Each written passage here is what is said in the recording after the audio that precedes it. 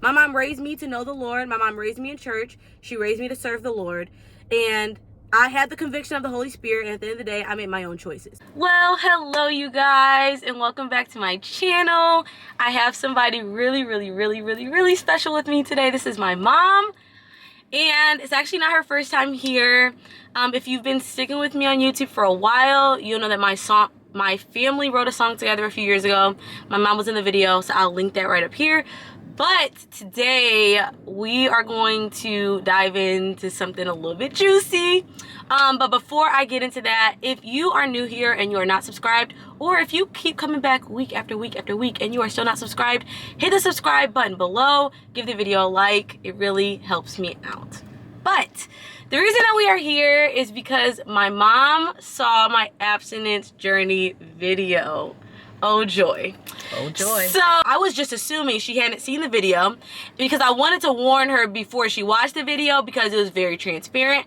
I'm okay with telling my business to the world, but I didn't know how she would feel about some of the things that I said. And there was no warning. There was no warning. I didn't get a chance to warn her. So I could have used a warning. yes. So like, how did you process the video? I'm going to be honest with you and tell you I'm still processing the video. Okay. There was definitely a shock factor. There were some, oh my God moments. There was some, how could I have known moments. There was like, am I a bad mom moment. There were definitely some moments. And you know, to be honest with you, like watching that video, from a mom standpoint, it was hard to watch. A lot of it was hard for me to watch. Once, you know, as I continued to watch the video, and actually walked with you, well, through the video, you know, to your, you know, your deliverance part, you know, and as you walked through the journey of how you got to being abstinent for 5 years, that part did make the first part, you know, a little easier to digest. You know, I feel that it's a very powerful video. I honestly feel that, you know, even though you said that you were very transparent, and you were, I do feel that, you know, it would take the strength of God that you have, you know, in order for you to be that transparent. For sure. Especially in times like this because people are so judgmental. But, you know, it's like I told you when I first told you that I watched the video, you know, I kind of feel like you deflated the air out of that balloon. Like there's like not really anything for anybody to say. You were open, you were honest, you know, and you talked so openly about how much you love the Lord and how much you have dedicated your whole self to him. And I mean, I think that that is, I think that that's admirable. I think that, you know, it's admirable that you could come on social media, you know, basically from the standpoint of trying to help somebody else, you know, get their deliverance. You know, I think that that's admirable. And I think that there's not very many people who would do that. And, you know, to be honest with you, when I was 22 years old, like, that's not where I was.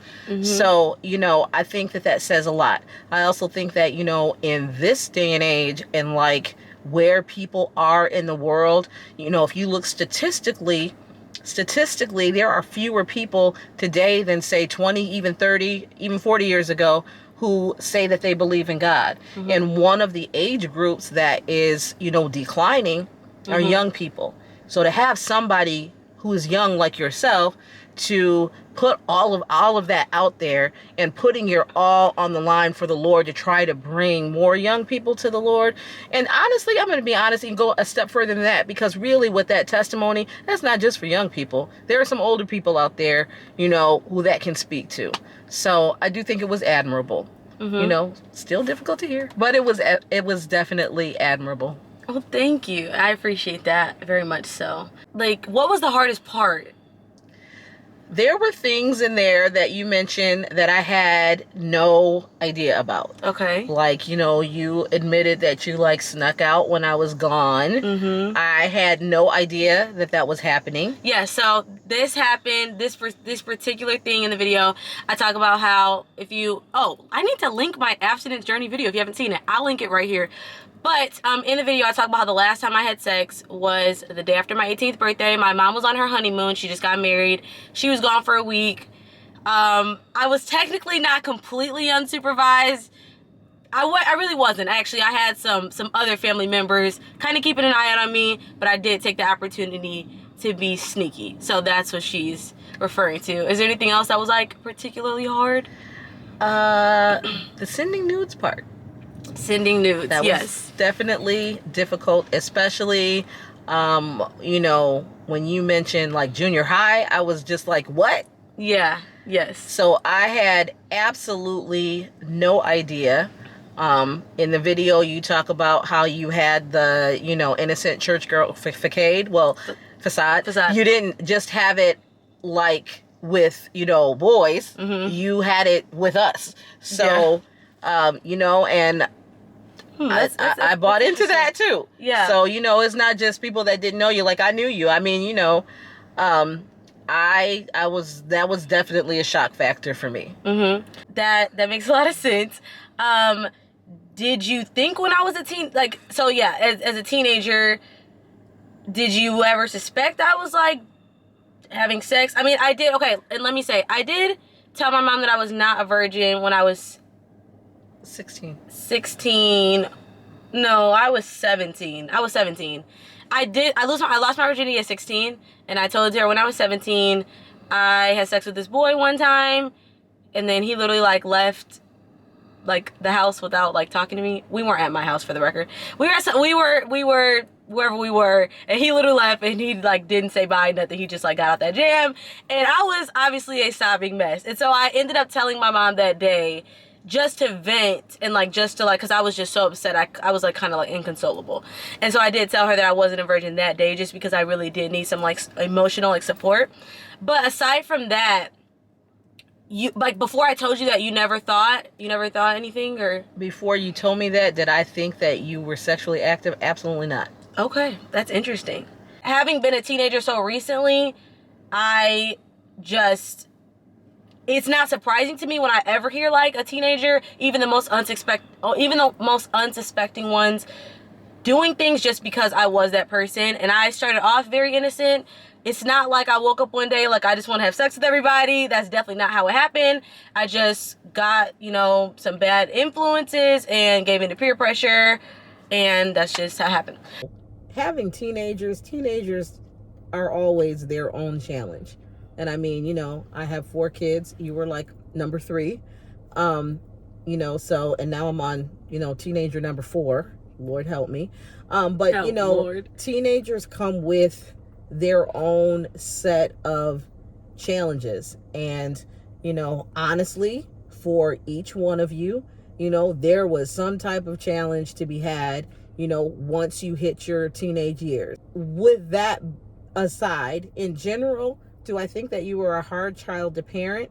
No. For the most part, you were respectful.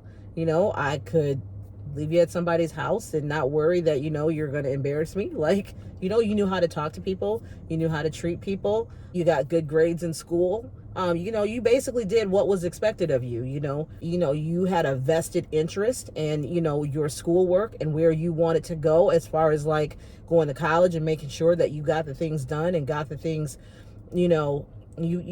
all of the boxes that you needed to check. You had a vested interest in that. Like you said, I raised you up to know the Lord, and you were very active in church, and you were not I have to drag you to church to make you active. You were active in church in a way that you actually enjoyed doing the things that you did. Yeah.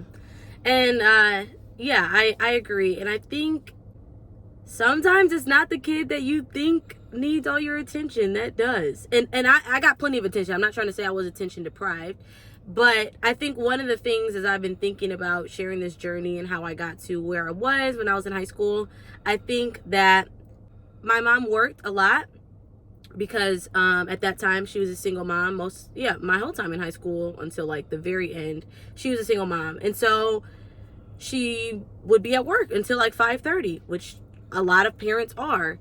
But because I could be trusted to do what I was supposed to do my homework, go to school, go to church, go to rehearsal, I had a job, like I had all those boxes checked, I was deemed like responsible in those aspects, then I feel like it can be easy for those kids to fall through the cracks. And so it's just like nobody would have suspected I was doing anything wrong, or that I had low self-esteem, or that I needed some extra attention and support in those areas. You know what I'm saying? But because I was just at home from like 3 o'clock to 5:30 by myself, and I knew that nobody was gonna be suspecting I was doing anything or checking up on me, it just kind of left some room. Do you ever feel like you needed to have done something differently? Like, do you feel guilty, or like, do you feel like there's something you could have done or anything? In retrospect, now that I know these things happened, yeah, I could have talked to you about some of those things. Honestly, there were some things, in your video that you said, to a certain degree that I could relate to, as far as like the low self-esteem thing. I mean, like when I was like a teenager, and I think a big reason was, I grew up in a predominantly white neighborhood. I went to a predominantly white school. There were like no black boys at my school for me to date.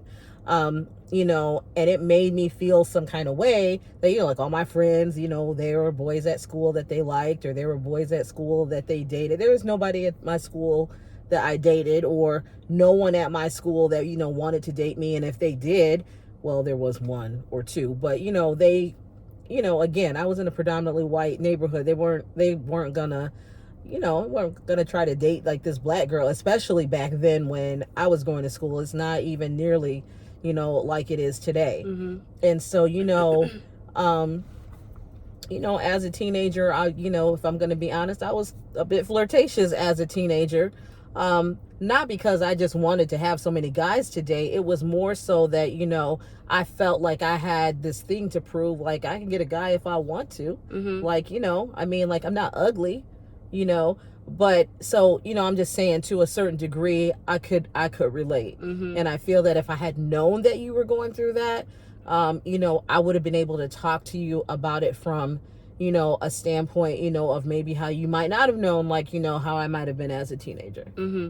Yeah, and I will say, like, I feel like you've been very open with me and my sister about some things from when you were a teenager, from when you were younger, and even as a young adult and stuff like that, just your relationships. And so I do want to thank you for that, because I do feel like even though you didn't know everything and you wouldn't know everything had I not made this YouTube video and shared the whole world. The whole world. But I do think that even the amount that I did tell you when I was in high school, which I feel like was a lot, and even as a young adult, I still share my relationship stuff with you, don't I? Yeah, it's true. Mm-hmm. I told her when I made the decision in high school that I wasn't having sex anymore. I literally told her that. I don't know if she believed me, but I was serious. And so, but I do think it's because you have been transparent and you have been open, and I do appreciate that. And that is enough. And it can't solve everything. It can't, like you said, it can't wave a magic wand and make you have a perfect child, but it does go a long way. And the fact that we can have this conversation right now is the fruit of the fact that you have done work to cultivate an open, honest relationship with me over the years, which I do appreciate. So do you have any like advice for like other people raising teenagers or young adults or whatever? Because you've been parenting for what, 33 years now? Yes. Quite some time. Parenting for like a long time now. A better question that I think I would have rather you have asked me if I have an advice for people who are parenting grown adults. Oh, okay. Well, just go ahead. Whatever you think. Okay, well, that's such a much easier question. Okay. So one of the things that I have found out when you have adult kids, you as a parent, you don't want to see your kids make mistakes. You don't want to see your kids go down the wrong path. And sometimes you see your children making decisions or doing things that probably from your own experience, that it is the wrong thing for them to do. One of the hardest things that I have found, probably even harder than being a parent of a teenager, is being a parent of an adult child when they make a decision or decisions that are not good for them, and there's nothing you can do about it. So my advice to parents who have adult children is stop trying to stop them from making mistakes. Because number one, you can't stop them. They're grown adults. They're going to do whatever it is they want to do. And, you know, one of the things, and you know, it's hard to watch. It's hard when you see your kid, teenager or adult, otherwise, making a decision that you know is going to be bad for them in the long run, and there's not anything that you can do about it. You know, it's hard. That's hard. But at the end of the day, you know, they have to live their own lives, and you cannot live it for them. And it took me a while, you know, to come to terms with that. I didn't come to that realization overnight, because at first, you know, I would try to like butt in, or, you know, hey, you really shouldn't do this. The only thing that does is that, you know, it basically kind of turns your kid away from you, from, you know, you're not supporting me, or you don't understand what it is that I'm going through. You don't know. And, you know, I'm the mom. As far as I'm concerned, I know a whole bunch, probably a whole bunch more than they know. But, you know, it's like, you know, and the reason I know is because I had to go through things. I had to learn them for myself. And, you know, young adults, that's what they have to do. They have to go through life, and they have to learn things on their own. And, you know, like, sometimes it's not like I've never had a kid come back and tell me, hey, Mom, you were right. I can remember one time when Kiera, she was like, I can't believe you were right. But, you know, it does happen. Like, sometimes as parents, sometimes we are right. But, you know, you do have to let your kids, once they get to a certain age, I mean, like, they have to make their own decisions. And it doesn't matter, you know, if you say yes or no, because once they become an adult, they're going to make their own decisions anyway.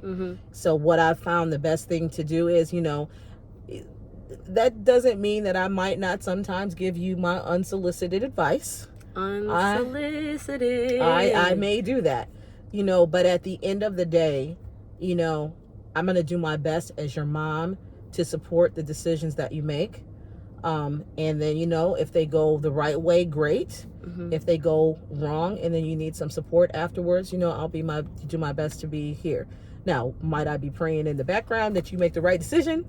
You can count on that. Come on and pray. Just thank you for that. I really hope that, like, helps some parents of adults or any parents of, really parents of adults. But I just want to say that, like, I want to thank you for, like, not only giving your advice, though sometimes unsolicited. Sometimes I ask you for your advice and I don't actually want it. I do that a lot, honestly. But I thank you for listening to all my questions and, like, hearing me out, giving me your advice. But also, I know that when I come back, whether I made the right decision or not, I know that I can come back and, like, tell you what went wrong or what went right. And I know that you'll be there. And I do think that's a big thing. With parent-child relationships. When I told my mom I lost my virginity, she did not shame me. She checked on me. She made sure I was okay. Like, you know, anything I tell her now about anything, you know, relationships or just adult decisions I'm trying to make as I'm trying to figure out my life. Like, I know I can come to you about stuff, and I appreciate that. So I hope that this video helped you guys. My mom dropped some gems. So share this with a parent that could use a little bit of wisdom and just some freedom, because you can't control your kids.